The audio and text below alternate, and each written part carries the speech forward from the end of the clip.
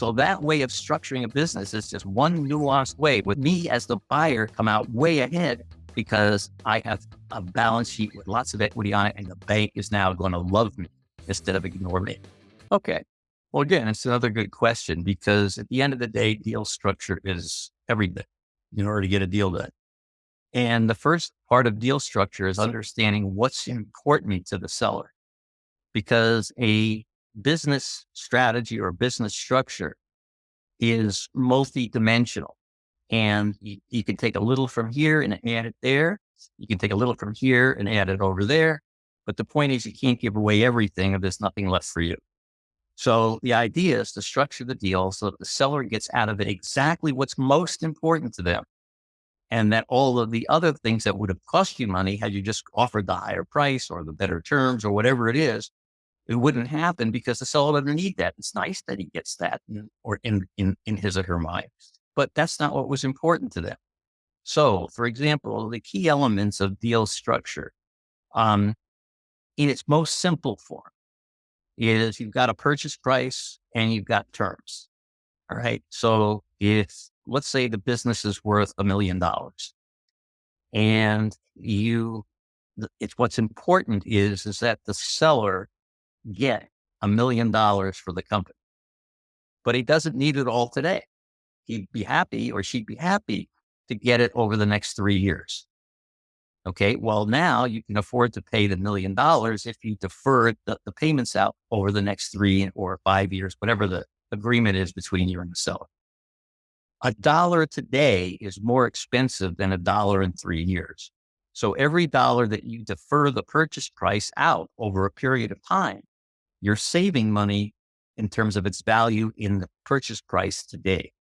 So if I pay $1 million in cash today, it's very different than paying $200,000 today and then another $200,000 a year for 4 years.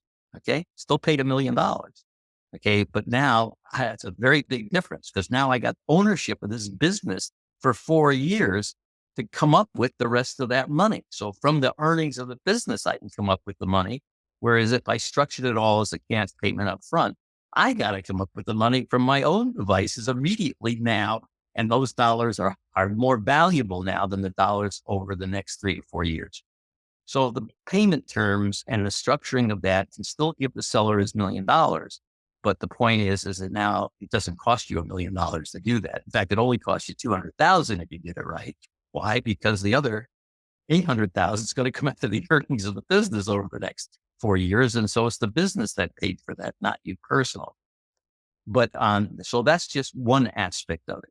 Then there's interest rates on the money. So if what's important to the seller is that he's looking for the fact that he's retiring, he'd like to have a couple of $100,000 in the bank right now for financial security. But what he's really concerned about is getting income for the next 4 or 5 years so that he knows that there's more income coming in to his family than it's going to be going out. So now the way in which you structure the note, how you structure the repayment plan of the monthly over the notes, what interest rate you pay on that enables you to adjust values up and down. So you structure it, excuse me, to give the seller what he wants, where you don't have to come up with resources to give them what they don't want. So it's so important that you spend that time up while you're building that cosmic bond with the seller, that you spend that time understanding what it is they're trying to get out of the transaction and that you structure it to do that. Now, there are other ways of structuring a business too that are very nuanced. I'm going to give you one, but this is where deal structure is incredibly important. If I buy a business for $1 million and I give the seller $200,000 cash down and the rest over 5 years, just as an example. Okay. I usually, in most structures, the seller would sign a note for the 5 years. Okay. So 200,000 down, and I give him a note for the 5 years, and I'm paying him so much a year for that. Okay. Now, when that goes on my balance sheet for my company, remember, when I go to my bank to borrow, what do they want to see? My P&L, right? My profit and loss in my balance sheet. Well, when they look at my balance sheet, I got a big liability on there and I don't have an asset that offsets it. So the bank does not smile on me when I bring that financial statement for a loan in growing or operating the business. However, if instead of a note, I give the seller what's called a rollback of, of equity in my company. So in other words, the same amount that I would have owed him in a note, that gets rolled back into the company as an investment in the company. All right. So now there's an investment in the company. Well, I don't owe him the money because he has equity. So it shows on my balance sheet as $800 worth of equity sitting in my company because that's the amount of cash out of the closing that he invested back in my business. So now he got his $1 million, but he invested 800,000 back. I got an $800,000 asset on my balance sheet called cash, right? Because he invested the cash back in the business.